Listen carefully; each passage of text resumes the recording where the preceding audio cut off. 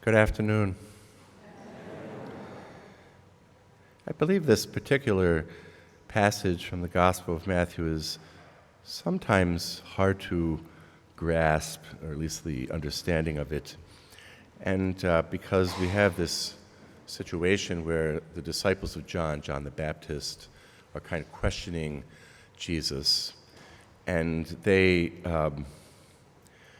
speak of how his disciples, that is the disciples of John the Baptist, are fasting and praying. They have a kind of different attitude about today, about what's happening in their day today.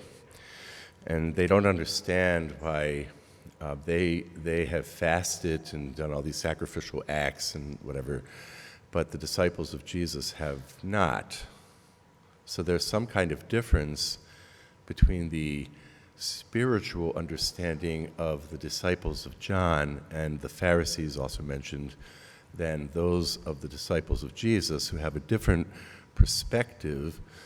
And Jesus says that the wedding guests don't mourn when the bridegroom is with them. The wedding guests are happy. They celebrate, they dance, they eat when the bridegroom is with them, the bride and the groom. And so he kind of makes that analogy, referring to himself, I suppose, as the bridegroom. In other words, Jesus is something new. And this new thing, we might call it the new covenant that Jesus brings to God's people, is with them. He's preaching with them. He's performing miracles. He's proclaiming God's love. He speaks in a different way than the Pharisees and even the disciples of John, and perhaps many of the Old Testament prophets even. Jesus speaks a new language, and he brings a different perspective. And so to sort of demonstrate this, he says, no one patches an old cloak with a piece of unshrunken cloth. I don't know how to put patches on stuff, but maybe somebody's a seamstress here, but he uses this example of cloth, an old cloth and new cloth. But better yet, he says, people do not put new wine into old wineskins. Well, what does that mean? Probably nobody here has ever used a wineskin, I guess. We get wine in a bottle, or perhaps those boxes that you can put in the refrigerator, but we don't have wineskins. What are wineskins? Well, they would be like sort of a leather thing, or made from animals, some kind of pouches made from organic material, probably from an animal. And these things have to kind of cure over time. And so after a while, they become maybe a little brittle, perhaps, and they shrink. And when they're older, they tend to be more likely to rip or break or crumble even. Many things are like that, right? Things fall apart when they get old, like me, right? And so Jesus uses that analogy of the wineskins, which at that time people would have been very familiar with, because that's what they used for their vessels, their bottles, if you will. And he says, people do not put new wine into old wineskins. Well, why not? Well, because new wine, brand new wine, is kind of still fermenting. It's still letting off, various gases from the fermentation, etc. And so if you put this new wine into an old wineskin, the old wineskin can't contain it, because there's going to be sort of a movement, if you will, organic movement. It's going to be gases that need more space, frankly. And the old wineskins, they can't take that because they're all brittle and old. And so therefore, when the natural process of fermentation takes place with new wine, it will cause the old wineskins to crack and burst. So you're not going to put new wine into old wineskins. People understood what Jesus was saying because they used these things every day. He says, rather, they pour new wine into fresh wineskins, both preserved. So, if it's a new wineskin, it's got flexibility, it can move around a little, and maybe has room to not crack, if you will. It's not brittle. And if you put that new wine in there, then when the fermenting gases occur, that's not going to have any effect on the quality of the wineskin. In fact, it might even make it better. So Jesus is basically comparing himself and his message to the new wine, the new covenant, we say. The new message. Jesus comes with a radical message of God's love and God's forgiveness and the salvation of all. And he promises people that if they turn to God, that they will be saved. Jesus promises them that if they put their trust in him, that they will receive new life in the Spirit, new life in this life, and a promise of a better life in the next, which comes to us because Jesus sacrifices himself completely, dies on the cross, and rises from the dead. This is a new message. This is a completely radical message. In fact, everything Jesus does is rather radical, like curing the sick and giving sight to the blind and kind of publicly forgiving wretched sinners. These things are unheard of, especially in the name of God.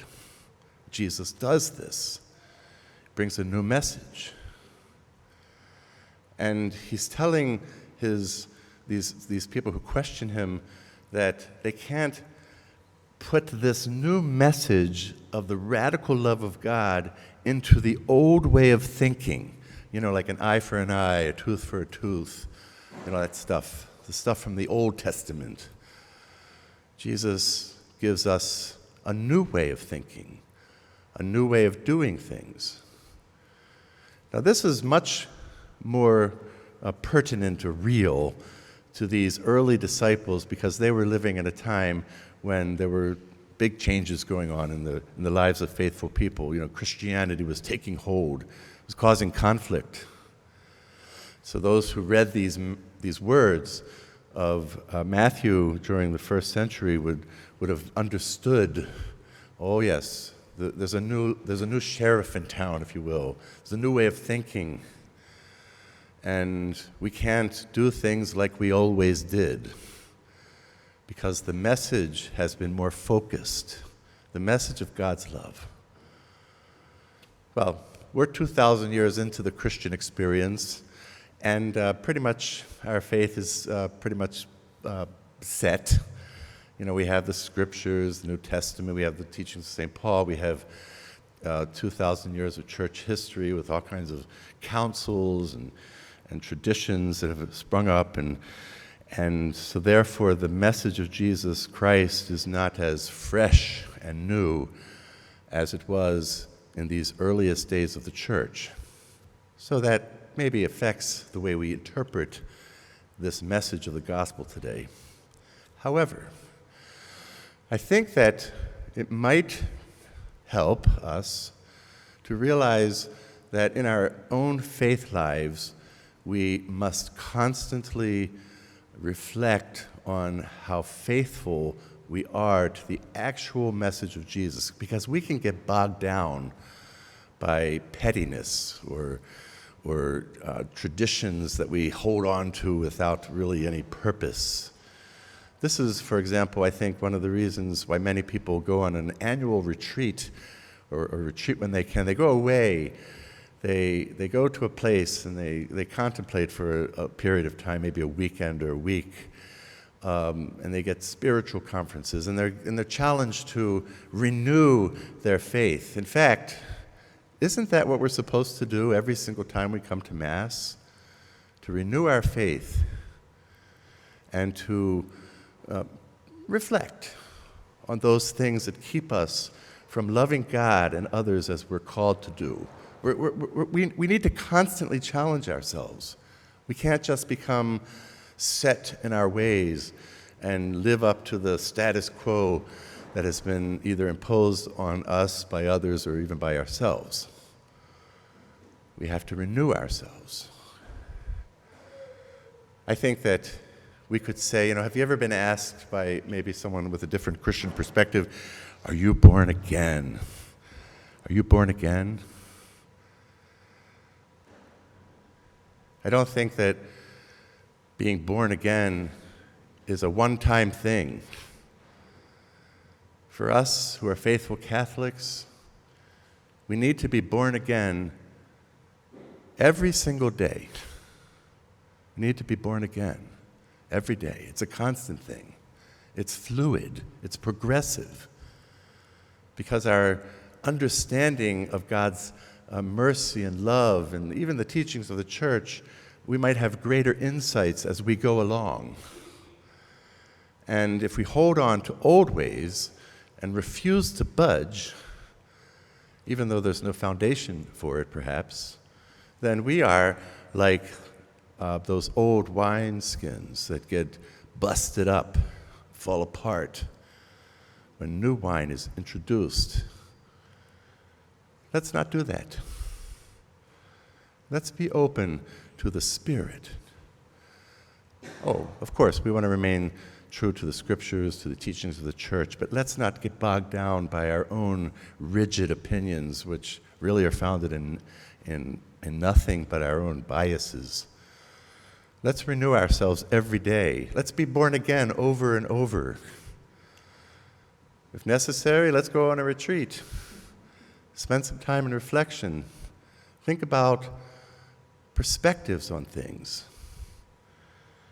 This is what I think we can do as we respond to this teaching of the gospel today. Unlike those first century Christians who really were challenged by a real radical way of doing things, new way.